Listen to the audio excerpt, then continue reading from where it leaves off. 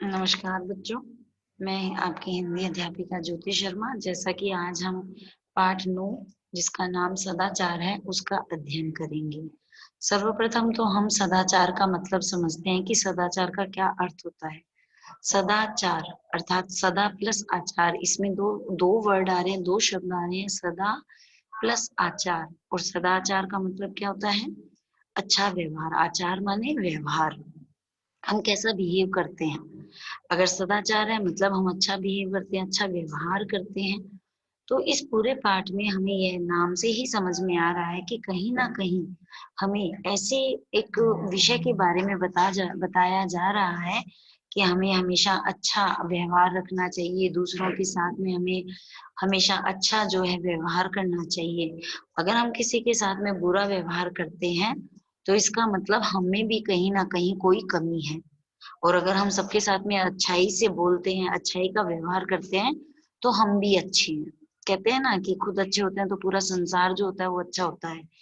तो यहाँ पर आपको जो पाठ 9 है, सदाचार अर्थात अच्छा व्यवहार, उसके बारे में वर्णन किया गया है। तो ध्यान से समझना है इस पाठ को, क्योंकि ये जो है हमारे जीवन में भी, हम अपने जीवन में इस पाठ को कैसे उतार सकते हैं। सदाचार होना अर्थात अच्छा व्यवहार होना, है ना, तो वो तो हमें हम सभी को अपने जीवन में अपनाने चाहिए।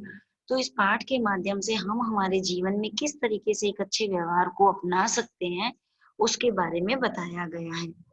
तो मनुष्य एक सामाजिक प्राणी है। सामाजिक प्राणी का मतलब क्या होता है?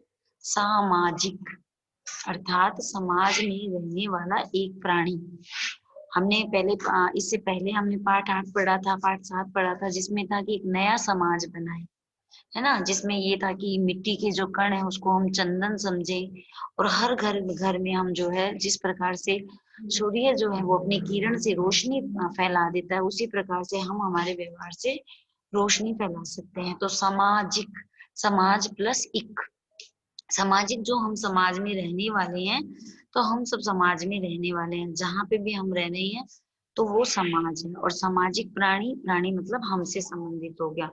तो मनुष्य एक सामाजिक प्राणी है। समाज में रहकर वह कई तरह के काम करता है। आप, मैं, हम सब प्राणी हैं और हम सब समाज में भी रहते हैं। समाज में रहकर हम कई तरह के काम करते हैं। अब कई तरह के काम का मतलब क्या होता है?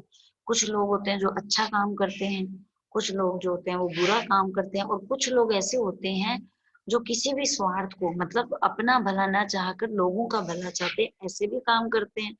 तो समाज में रहकर वह कई तरह के काम करता है।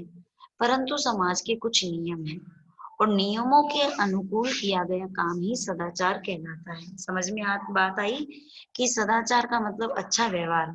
और अगर हम सीधे शब्दों में इसकी परिभाषा करते हैं, सदाचार क्या होता है, तो सदाचार होता है नियमों के अनुकूल किया गया काम ही सदाचार कहलाता है। नियमों के अनुकूल, जैसे कि मान लीजिए अभी जैसे हमारा एक नियम बनाया हमारे मुख्यमंत्री ने कि मास्क लगाना अनिवार्य है।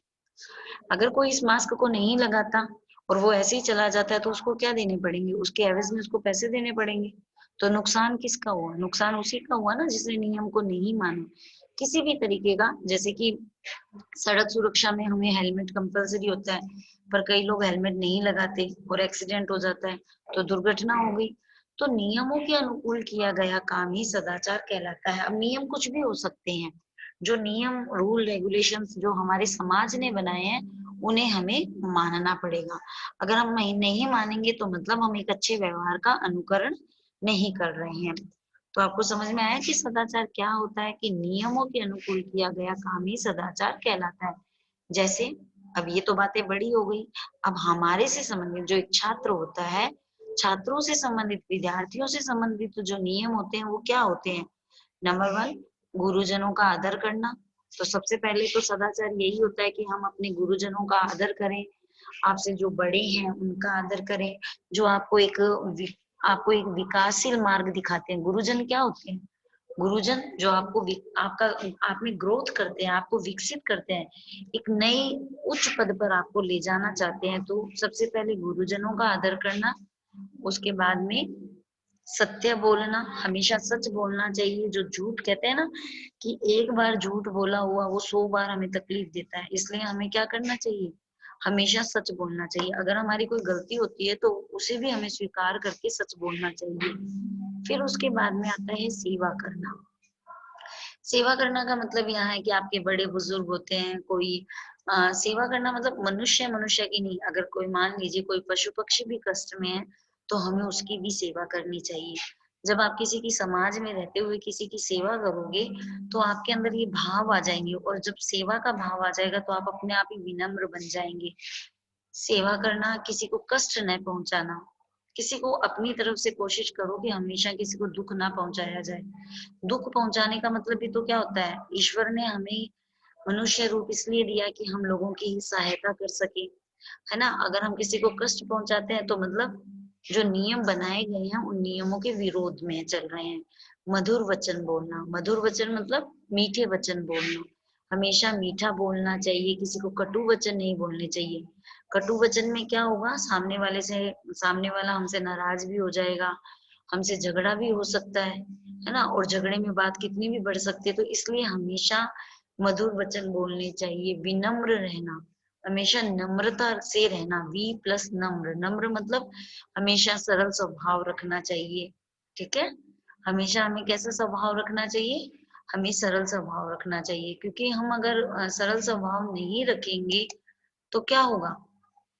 सरल स्वभाव रखना मतलब अगर हम कठिनाई, दूसरों को तकलीफ देते हैं, तंग करते हैं, तो फिर हमें भी तो कोई भी कर सकते हैं ना। अगर हम दूसरों के साथ बुरा करते हैं तो हमारे साथ कोई भी बुरा कर सकता है। उसके बाद में ये उत्तम चरित्र के गुण है। उत्तम चरित्र का मतलब ये जो है हमें एक सर्टिफिकेट देते हैं, है ना, एक करेक्टर सर्टिफिकेट मिलता है कि वास्तव में अगर हम इन नियमों को मानते हैं तो इन नियमों के अनुसार हमें ईश्वर ने मनुष्य रूप में भेजा है, तो हम एक अच्छे मनुष्य के रूप में इस जीवन का परिचर्चा कर रहे हैं। समझ में आ गई। जिस व्यक्ति के व्यवहार में ये गुण होते हैं वह सदाचारी कहलाता है। तो सदाचारी कौन है, सदाचारी वो है जो गुरुजनों का आदर करता है, सत्य बोलता है, सेवा करता है, किसी को कष्ट नहीं पहुंचाता, हमेशा मीठे वचन मधुर वचन बोलता है, हमेशा नम्रता का व्यवहार करता है, विनम्र रहता है, सरल को स्वभाव रखता है, बड़ों का आदर करता है। ये सब जो है उत्तम चरित्र के गुण हैं। और जिस व्यक्ति के व्यवहार में ये गुण होते हैं वह सदाचारी कहलाता है। अब देखो नीचे, सदाचार शब्द दो शब्दों के मेल से बना है। जब हम प्लस लगा देते हैं, जिसे हिंदी में धन बोलते हैं, जैसे हम संधि में अपना चिन्ह लगाते हैं, जहां पर हम प्लस लगा देते हैं मतलब दो हिस्सों में वो जो है बंट चुका है। तो सदाचार शब्द जो है वो दो शब्दों के मेल से बना है। अब दो शब्द कौन से होते हैं, हम संधि करेंगे इसमें, सदा प्लस आचार, सदा प्लस आचार। अब हमने एक सीधी सी भाषा में तो हमने सदा आचार कर दिया, परंतु जब हम इसकी संधि करते हैं तो ये बनता है सत्य प्लस आचार, और तय के स्थान पे उसका तीसरा वर्ण आ जाता है द। ठीक है, ये व्यंजन संधि भी होती है, अगर सदा प्लस आचार करते हैं तो दीर्घ संधि भी होती है। तो सत्य प्लस आचार, और सत्य का मतलब क्या होता है, अच्छा, सतयुग, अच्छा युग, है ना। सहज होता है वो अच्छे के लिए, सुपुत्र, अच्छा पुत्र। तो सत्य का अर्थ होता है अच्छा, और आचार का अर्थ होता है व्यवहार।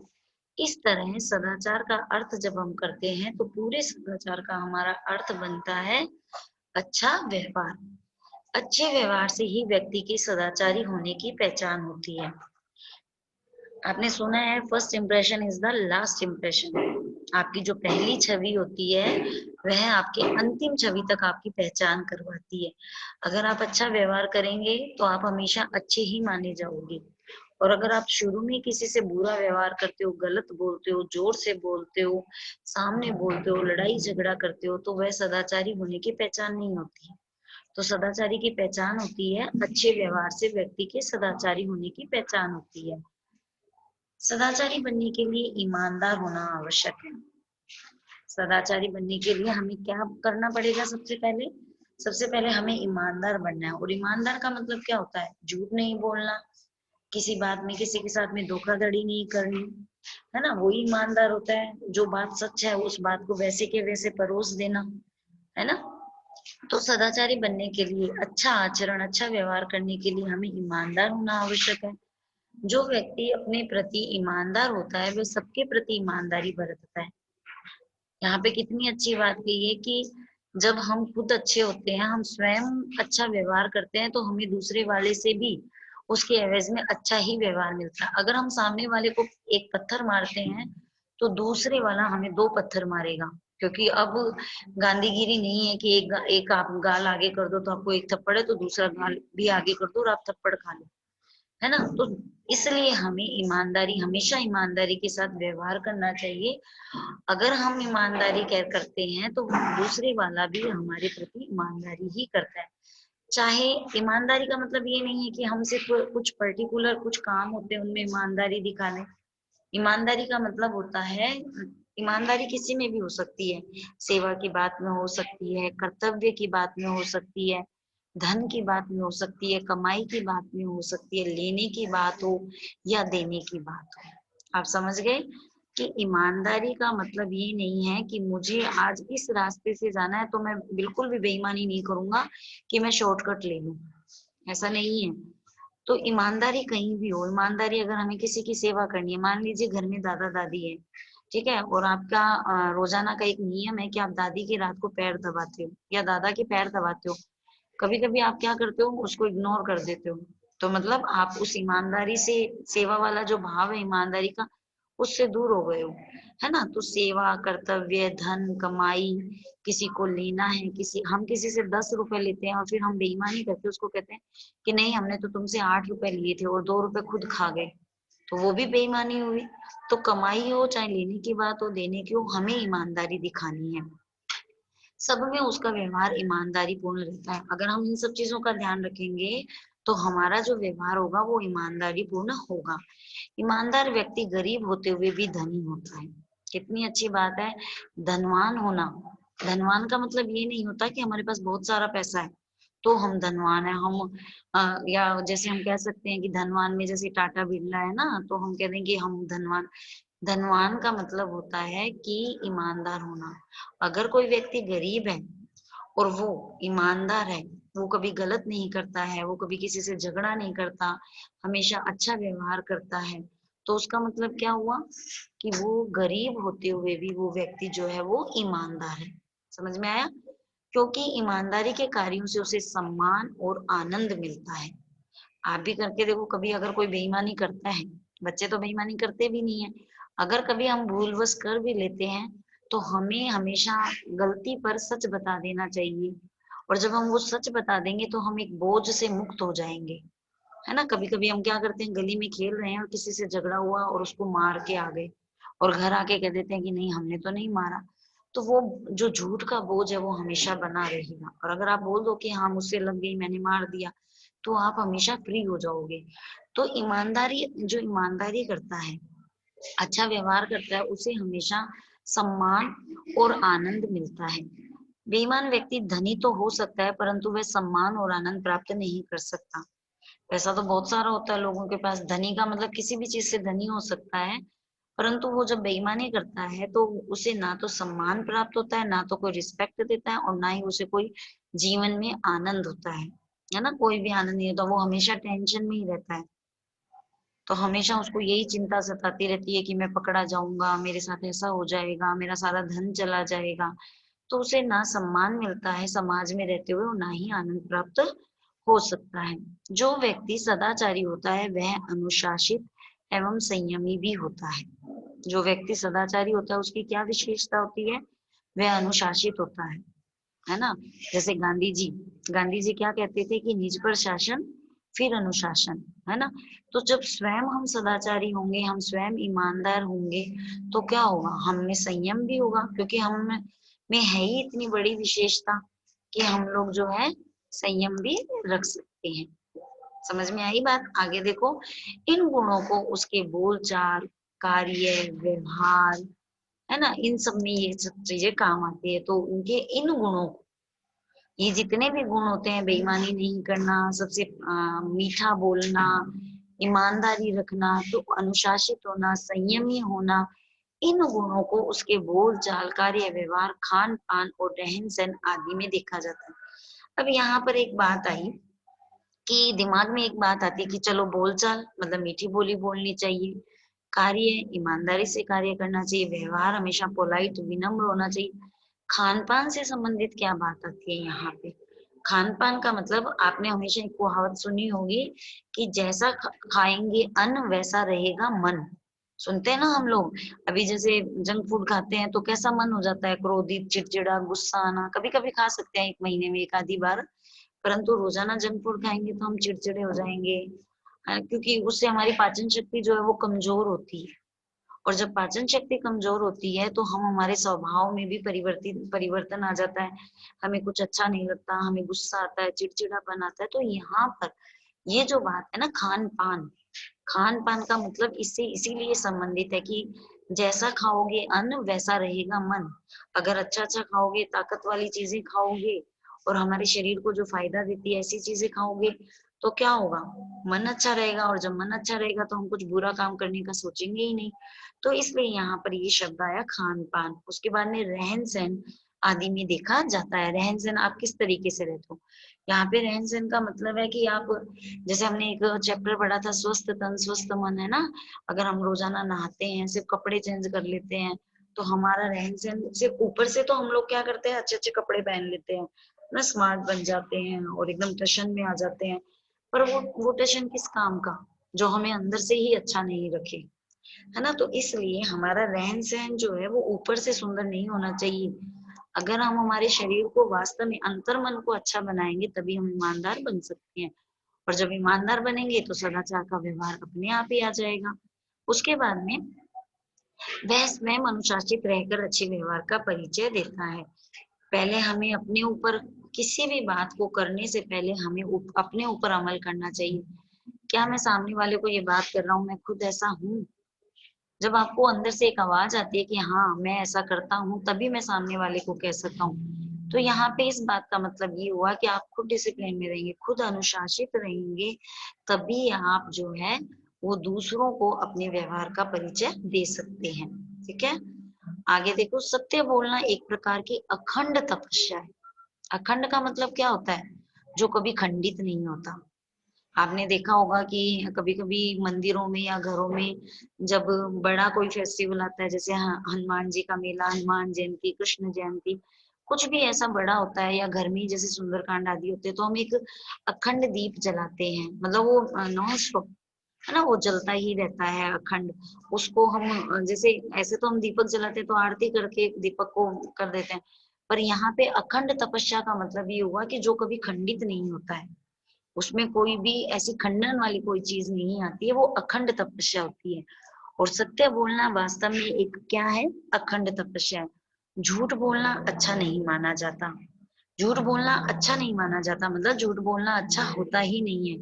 हमें झूठ तो कभी बोलना ही नहीं चाहिए। और हम जिस समाज में रह रहे हैं वहां पे ये एक नियम है कि अगर हम झूठ बोलेंगे तो हमें क्या होगा, हम उस समाज में एक अच्छे इंसान की तरह, एक ईमानदार व्यक्ति की तरह नहीं रह सकते हैं। तो झूठ बोलना गलत चीज होता है, हमें कभी भी झूठ नहीं बोलना चाहिए। अगर हमसे कोई गलती हो जाती है तो भी हमें उसको स्वीकार कर लेना चाहिए। उसके बाद में जो व्यक्ति हृदय से सत्य बोलने का व्रत लेता है, हृदय का मतलब क्या हुआ, आंतरिक मन। कहते हैं ना कि आत्मा, आंतरिक मन का मतलब हम अंदर से अगर किसी चीज के लिए दृढ़ निश्चय कर लेते हैं तो वो कार्य होकर ही रहता है। कई बार हम लोग क्या करते हैं कि आज तो ये मूवी देखनी है, चाहे रात के 2 बज जाए, पर ये मूवी तो देखनी ही देखनी है। तो मतलब मूवी के लिए जब हम इतना दृढ़ निश्चय कर सकते हैं तो हम सत्य बोलने का भी व्रत ले सकते हैं। सच बोलेंगे, अंदर से हम कहेंगे कि नहीं हमें झूठ बोलना ही नहीं है, हम हमेशा सच बोलेंगे। तो जो व्यक्ति हृदय से सत्य बोलने का व्रत लेता है वह सदाचारी होता है। जब ये सारे गुण हमारे अंदर होंगे तो हम स्वयं में भी सदाचारी बन जाएंगे। और जो ऐसा व्यक्ति होता है, अर्थात जो हृदय से सत्य बोलने का व्रत ले लेता है, वह हमेशा मरते दम तक सत्य बोलने का पालन करता है। बहुत सारे उदाहरण हैं, जैसे गांधी जी को, हमारे राष्ट्रपिता गांधी जी हैं, है ना। हम ऐसे बहुत सारे एग्जाम्पल्स दे सकते हैं कि उन्होंने हमेशा मरते दम तक जो है सत्य का ही साथ दिया। तो इस प्रकार से जो आज का हमारा अध्याय है सदाचार, ये चैप्टर के साथ साथ में, पाठ के साथ साथ में, हम एक व्यक्ति होने के नाते, एक समाज के प्राणी होने के नाते हमें इन सब नियमों को मानना चाहिए। और वो नियम क्या होते हैं, वो वही नियम है, बड़ों का आदर करना, अपने गुरुजनों का आदर करना, हमेशा सच बोलना, अपने से बड़ों की, अपने से छोटों की सेवा करना, किसी को भी दुख तकलीफ नहीं पहुंचानी, चाहे वो प्राणी हो, चाहे वो कोई जानवर हो, चाहे वो पशु पक्षी हो। ठीक है, हमेशा मीठे वचन बोलना, किसी को भी कटु वचन नहीं बोलना, हमेशा नम्रता का व्यवहार रखना, सरलता का व्यवहार रखना, अपने से बड़ों का आदर करना, माता पिता के सामने नहीं बोलना, बड़े भाई बहन के सामने नहीं बोलना। तो ये सारी चीजें जो होती है वो हमें सदाचार की तरफ लेके जाती है, अच्छे व्यवहार की तरफ ले जाती है। तो आज जो हमने पाठ पढ़ा है, इस पाठ को आप लोगों को अपने जीवन में भी, आपको भी, मुझे भी, और इस समाज में रहने वाले जितने भी प्राणी होते हैं उन सबको मानना चाहिए, तभी हम अनुशासित और संयमी बन सकते हैं। तो आज का हमारा ये जो पाठ है ये पूर्ण होता है। अब देखिए आप लोग इसमें सदाचारी, अब देखिए कुछ एक ऐसी पंक्तियां भी यहाँ पे दी हुई है जो कि हमें पढ़नी जरूरी है। जैसे देखिए, सदाचारी व्यक्ति जहां भी जाता है प्रसन्न रहता है और अपने संपर्क में आने वाले को भी प्रसन्नता देता है। हम खुश रहेंगे और हमें देखकर अगर कोई दुखी मन वाला, कोई उदास मन वाला है तो वो भी खुश हो जाएगा, है ना। तो सदाचारी व्यक्ति जहां भी जाता है प्रसन्न रहता है और उसके संपर्क में आने वाले होते हैं वो भी हमेशा प्रसन्न होते हैं, क्योंकि प्रसन्नता के पास आएगा तो दूसरा भी प्रसन्न हो जाएगा। उसके पास में सद्गुण तथा सद्व्यवहार का भंडार होता है। सद्गुण मतलब अच्छे गुण, और सद्व्यवहार मतलब अच्छा व्यवहार। तो जो ईमानदार होता है, जो सदाचारी होता है, उसके पास में अच्छे गुण होंगे, अच्छा व्यवहार होगा, तभी तो वो सदाचारी बनेगा। तो उनके पास में ये सद्गुण और सद्व्यवहार का भंडार होता है। भंडार का मीन्स क्या होता है? खजाना होता है। वह झूठी प्रशंसा से भी प्रभावित नहीं होता, वह निर्भय होता है। ईमानदार व्यक्ति को आप कितनी भी झूठी प्रशंसा कर दीजिए, वह कभी प्रभावित नहीं होगा। जो लोग झूठी प्रशंसा से प्रभावित हो जाते हैं वो हमेशा गर्त की तरफ जाते हैं, मतलब हमेशा अपना जो विकसित समाज है उसको रोक देते हैं, है ना। तो जो प्रशंसा सुनता है या प्रशंसा से कोई प्रभावित नहीं होता तो वो निर्भय होता है। निर्भय मतलब किसी से डरता नहीं है। विपत्तियां तथा प्रतिकूल परिस्थितियां प्राय सभी के जीवन में आती है। विपत्तियां, कष्ट, और प्रतिकूल मतलब जो उसके अनुकूल नहीं है, ऐसी परिस्थितियां। कई बार ऐसा होता है ना, हमें लगता है कि अब क्या होगा, अब कैसे करूंगा, अब तो आज तो गया मैं, ये वो। तो ऐसी परिस्थितियां छोटा हो बड़ा हो किसी, हर व्यक्ति के जीवन में आती है। किंतु जो सदाचारी व्यक्ति होते हैं वो इतने अग्नि में तप जाते हैं कि वो कभी भी विचलित नहीं होते हैं, घबराते नहीं है। ऐसा व्यक्ति अगर घबरा जाएंगे तो क्या होगा? विनाश काले विपरीत बुद्धि, और हमेशा विनाश, फिर क्या होगा? हमारा विनाश ही होना है। तो जो अच्छा व्यवहार करते हैं, जो अच्छे लोग होते हैं, वो कभी विचलित नहीं होते। ऐसा व्यक्ति जीवन में जो है कितनी भी बड़ी विपदा, विपदा मतलब परेशानी, मुसीबतें आ जाए, उनसे जो है हमेशा मुकाबला करने की क्षमता रखता है। उसमें असीम, असीम जिसकी कोई सीमा ही नहीं है। असीम का मतलब क्या होता है? जिसकी कोई सीमा नहीं है, जिसकी कोई भी कह सकते हैं छोर नहीं है, ऐसा धीरज रखता है। धैर्य माने धीरज, सहन शक्ति, अपने अंदर एक पावर रखता है। जैसे महान उसमें गुण होते हैं। परोपकार करना उसका स्वभाव होता है। परोपकार, दूसरों का भला करना, पर प्लस उपकार, तो दूसरों का भला करना उसका स्वभाव होता है। वह अपने कार्यों से सदा दूसरों का भला करता है। लोग उस पर विश्वास करते हैं, सभा हो या समुदाय। सदाचार से युक्त व्यक्ति सर्वत्र पूजा जाता है। कहते हैं सर्वत्रम पूजते सदाचारी व्यक्ति ही, कि सदाचारी व्यक्ति जो होता है वो चाहे कितनी बड़ी सभा हो, कितना बड़ा समुदाय हो, हमेशा वो हमेशा हर जगह पूजा जाता है। अब जैसे देखो इस तस्वीर में आपको एक चित्रपटल दिखाया गया है। इस चित्रपटल में दिख रहा है ना, एक बूढ़े दादा है, उनको ये स्कूल का जो विद्यार्थी है वो हाथ पकड़ के लेके जा रहा है और सड़क पार करवा रहा है। तो ये भी एक भलाई वाला एक अच्छा कार्य हो गया, है ना। तो सदाचार जो है वो सफलता का मार्ग है। तो अगर कहीं ना कहीं हमने कुछ गलतियां की है, हम झूठ बोल रहे हैं, तो आज से हमें उसको छोड़ देना है और हमें क्या करना है? सदाचार को अपनाना है। जब हम सदाचार अपनाएंगे तो हमें सफलता अपने आप मिल जाएगी। जो व्यक्ति को मंजिल तक पहुंचाता है, सदाचार सफलता का मार्ग है और व्यक्ति को मंजिल तक पहुंचाता है। अच्छे व्यवहार के कारण कठिन काम भी सहजता से बन जाते हैं। अगर हम अपना व्यवहार करते हैं तो 20 जने हमारी हेल्प करने के लिए आ सकते हैं, और अगर हम अपनी अक्कड़ में रहते हैं तो कोई भी हमारी हेल्प नहीं करेगा। तो जो कठिन कार्य है वो और ज्यादा कठिन लगने लग जाएगा। तो अच्छे व्यवहार के कारण जो कठिन काम भी सहजता से, सहजता मतलब आसानी से बन जाते हैं। इसके द्वारा मनुष्य अपनी असीम शक्ति को, असीम जिसकी कोई सीमा नहीं है, इतनी शक्ति होती है, इतना पावर होता है, उसको प्रकट कर सकता है। सदाचार के बल पर असीम शक्ति को प्रकट करने वाला सामर्थ्यवान मनुष्य संत और महापुरुष के रूप में जाना जाता है। अब संत और महापुरुष कौन होते हैं? संत और महापुरुष वो होते हैं जो सदाचार के बल पर असीम शक्ति को प्रकट करने वाला होता है। वह अपने महान कार्यों से महापुरुष कहलाता है। महा प्लस पुरुष, अर्थात महान कार्य करने वाला महापुरुष होता है। ठीक है, महापुरुष ऐसे ही नहीं बनते। महापुरुष बनने के लिए हमें बहुत सारी कठिन तपस्या देनी पड़ती है ना।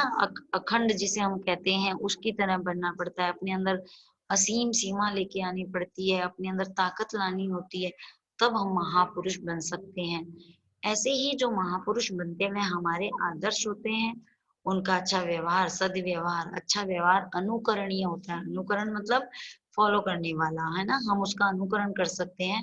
हमें परस्पर सदव्यवहार करना चाहिए। परस्पर मतलब आपस में, हमें आपस में अच्छा व्यवहार, सदव्यवहार, अच्छा व्यवहार करना चाहिए। और पूरे पाठ को पढ़ने के बाद में हम एक ही डिसीजन पे आते हैं कि सदव्यवहार ही वास्तव में सदाचार है। कौन सा व्यवहार, देखो प्रश्न भी बन रहा है कि कौन सा ऐसा व्यवहार होता है जो सदाचार है, तो इसका उत्तर क्या बनता है? अच्छा व्यवहार। अच्छा मतलब सद, तो सद व्यवहार जो है वो वास्तव में सदाचार है। तो आज का हमारा ये पाठ, जो पाठ 9 सदाचार पूर्ण होता है, आप लोगों को समझ में आ गया होगा। मुख्य रूप से आप लोगों को देखो कितनी अच्छी अच्छी इसमें तस्वीरें भी दिखाई हुई हैं, आपको दिख रही है ये चित्रपटल पे।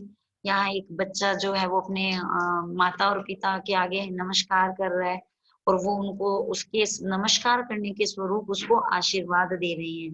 जब आप किसी को कुछ देते हो तो आपको भी वो उसके बदले में कुछ ना कुछ जरूर देता है। अब दृश्य, इस द्वितीय दृश्य पटल में देखो कितना सुंदर है कि एक युवा जो है वो एक बुजुर्ग व्यक्ति के पैर छू रहा है, चरण स्पर्श कर रहा है, और वो उनको चरण स्पर्श के बदले में क्या कर रहे हैं? उनको आशीर्वाद दे रहे हैं। मतलब हम अपने अच्छे व्यवहार से किसी को कुछ देते हैं तो उसके बदले में हमें भी अच्छा ही मिलता है। तो जो वृद्ध व्यक्ति है वो आशीर्वाद स्वरूप आशीर्वाद दे रहे हैं। तीसरे दृश्य पटल में आपको दिख ही रहा है कि एक बूढ़े दादाजी हैं, एक वृद्ध दादाजी हैं, और एक स्कूल का एक बच्चा, मतलब यहाँ पे एक स्कूल के बच्चे की तस्वीर दिखाई गई है। तो आप लोगों को ये समझ जाना चाहिए कि हमें भी ऐसा ही व्यवहार करना चाहिए। अगर आपको कभी कोई सड़क पर ऐसा वृद्ध व्यक्ति दिखता है जो रोड क्रॉस नहीं कर सकता, तो आप उनकी हेल्प कर सकते हो, है ना। आप उनका हाथ पकड़ के उनको सड़क के एक साइड से दूसरी साइड में पहुंचा सकते हो। कहीं कोई जानवर दिखा आपको जो तकलीफ में है, आप उसकी भी तकलीफ की दूर दूर कर सकते हो। तो ये सब कार्य करना हमारी ईमानदारी को, और हम इस समाज में रह रहे हैं तो नियमों के अनुकूल चलना ही जो है हमें दर्शाता है। तो आज का हमारा पाठ 9 सदाचार जो है पूर्ण होता है। और इस पाठ को अपने दैनिक जीवन में भी आप लोग जो है वो अपने अंदर डालेंगे, तभी आप एक उत्तम चरित्र वाले व्यक्ति बन सकेंगे।